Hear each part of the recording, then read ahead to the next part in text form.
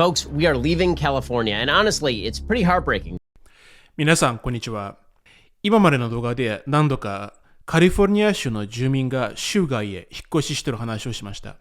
なぜ彼らがカリフォルニア州から引っ越しているのかの理由について簡単に紹介したことがありますが、今回はアメリカの有名な保守派、ベン・シャピーロが発表した彼がカリフォルニア州から離れる理由を皆さんに紹介します。ベン・シャピーロの動画を何回か皆さんに紹介したことがありますので、皆さんもよく覚えていると思います。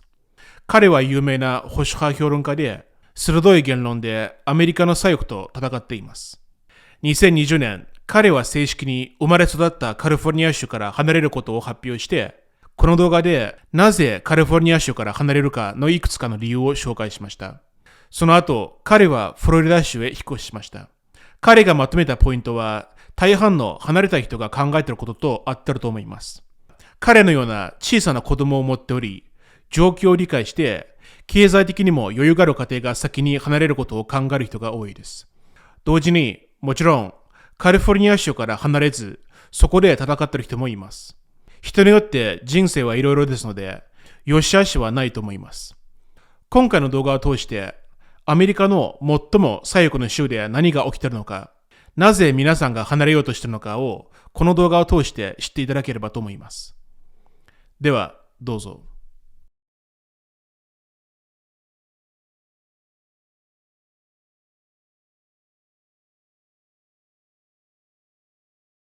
Folks, we are leaving California, and honestly, it's pretty heartbreaking for me. I grew up here. I was born in Burbank, California at St. Joe's. I went to school at Edison Elementary, and I went to middle school at Walter Reed. My family moved to North Hollywood when I was 11, and I've lived within like a 1.5-mile radius ever since. My kids were all born here, and now I am taking off, and we at the Daily Wire are taking our 75 jobs with us. Here are 5 reasons I'm taking my family and my company and leaving the most beautiful state in the country. Number 1, quality of life. So when my family moved to North Hollywood, it was a safe, clean suburb. Yes, LA always had a serious litter and homeless problem, but those problems were pretty much relegated to downtown or specific areas of the city. And then it was the task of the city, you would think, to clean up those areas. Instead, they decided to allow all those problems to explode into nearly every incorporated area of LA. In 2019, there were nearly 60,000 homeless people living in LA County. In 2011, there were less than 40,000.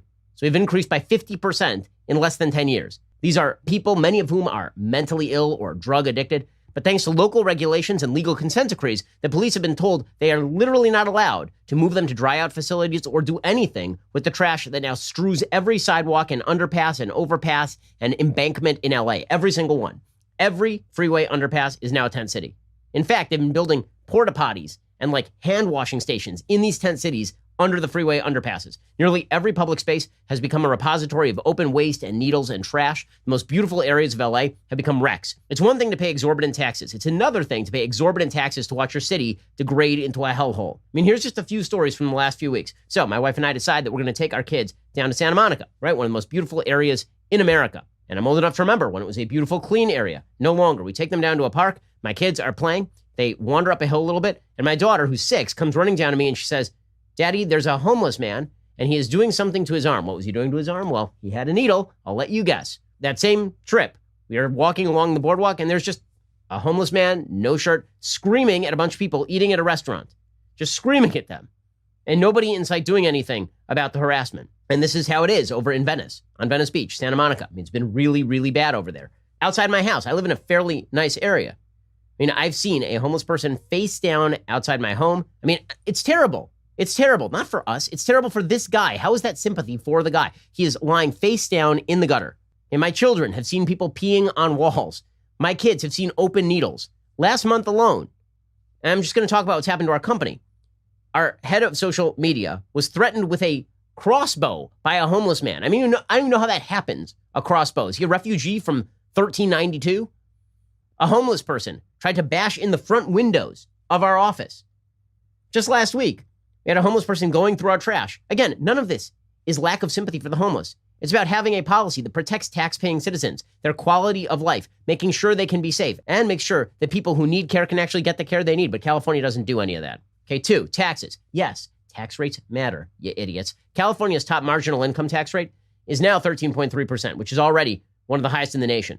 The legislature is actively discussing raising it to 16.8%, which on top of federal taxation means that if you're in the top tax bracket, you're paying 54% of your income to the federal and state government. California has historically low property taxes because of Prop 13, but the legislature is now seeking to remove all the Prop 13 restrictions, raising them first on commercial properties and then presumably later on residential properties. California's legislature has been considering a wealth tax, which taxes you based on non-liquid assets, which means you could be paying more in tax than you actually have in yearly income, and they want to have that wealth tax trail you for 10 years after you leave the state. This is not counting the 1% disability insurance payments of taxable wages, the statewide 7.25% sales tax, the 50-cent gas tax per gallon, and a myriad of other local taxes that drain your wallet, all for the privilege of living in a state that can't keep the streets clean or the parks safe.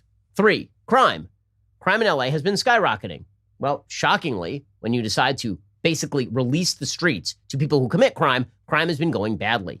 The police have been told to back off of crime. In late July, LAPD Chief Michael Moore said the city had seen a 14% increase in homicide. For years, the state of California has pursued catch and release crime fighting, declassifying certain crimes as crimes, devolving responsibility to counties and cities. They called it prison realignment to avoid culpability at the state level, basically releasing people who should be in jail onto the streets. This has been going on for years at the local level too. In fact, local law enforcement has basically been incentivized to lie about their own crime rates. In 2014, the LAPD reported they'd misclassified over 1,200 violent crimes as minor offenses. And then they say, hey, look, we lowered the crime rate. Magic. It was not a giant surprise when the LAPD was ordered to let the city burn in Black Lives Matter riots that shut down LA County for a full week. We were all told to stay in our homes past 6 p.m. Rodeo Drive, the nicest area of LA, was forced to close at 1 p.m. to allow the mostly peaceful protesters to have their way. This garbage has real consequences. Down the street, I have a friend who is building a house. Beautiful house. He has had, in the last month alone, the structure robbed twice, once of copper piping, and the dumpster out front was set completely on fire. His wife has been stalked by a homeless person back to that person's front door. Just a block further down, another friend's house has been robbed by 3 people. He scared them off. The police came. They told him he couldn't do anything about it because they didn't have the manpower. Again, I don't live in a bad area. I live in a pretty decent area. 4, bad policymaking.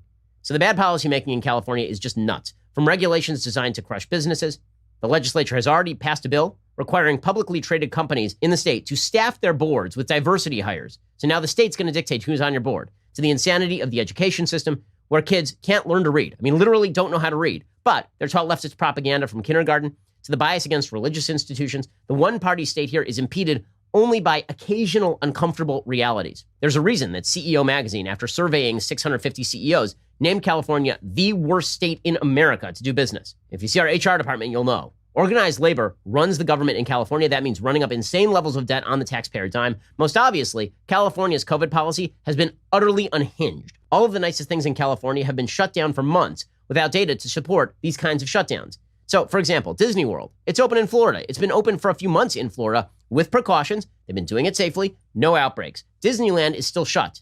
They've been begging the governor to let them open. Nope. Restaurants have opened all over the country with limited capacity. Indoor dining is still prohibited in large swaths of the state. Schools are opening everywhere, not in LA.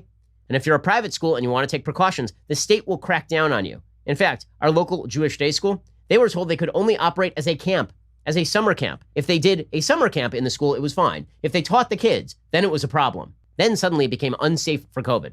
5th, and finally, it's not getting better. There is no resurgence anywhere on the horizon. The politics becomes more skewed every single day. This is a one-party state. Right now, the state assembly is controlled by Democrats, 61-17. Okay, the state, governed like garbage. In LA County, we have like a 17% unemployment rate. The state assembly is controlled 61-17. Republicans have not held the majority in the state assembly since 1996. People who can afford to leave are leaving. In 2019, before the pandemic, before the riots, out-migration jumped 38%. That was rising for the 7th straight year. So here's the deal. I want my kids to grow up safe. I'd love for them to grow up in a community that actually has a future. I'd love for them to grow up knowing their labor won't be robbed from them or from us, that their freedoms aren't going to be destroyed by the government, that their quality of life will be better than the one that I grew up with. That's not going to happen in California. So we are out. Last rational person out, turn out the lights. これからもこのような字幕動画を皆さんに紹介していきますので、ご興味がある方はぜひフォロー、コメント、拡散をお願いします。また、このチャンネルを応援していただける方は、ぜひメンバーシップもご検討ください。では、また次回お会いしましょう。ハラノタイムズがお届けしました。